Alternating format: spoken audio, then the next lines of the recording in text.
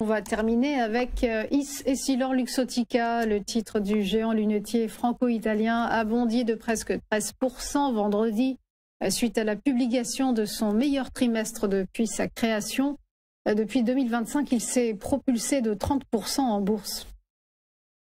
Exactement. Et là aussi, on en avait parlé. Je vous avais donné un signal d'achat courant juillet lorsqu'il y avait eu justement la sortie du canal descendant qu'on voit bien à l'écran. C'était le 9 juillet. Le signal, je vous l'avais fait plus tard dans une émission.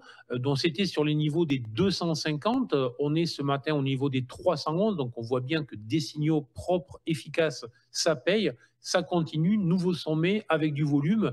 Et là, on a une confirmation effectivement de ce que l'on soupçonnait depuis maintenant un certain nombre de mois, un certain nombre de trimestres, c'est-à-dire la transformation de lunetier en entreprise plus ou moins high-tech avec toutes les accointances et désormais la participation de Meta et des lunettes connectées. Donc on voit bien que ça marche, on voit bien que ça paye. Donc tout simplement ça, c'est-à-dire que pas de signaux pour le moment, pas de doute, tout est positif, tout est haussier sur le plan technique, sur le plan fondamental, sur le plan de la délivrance des résultats.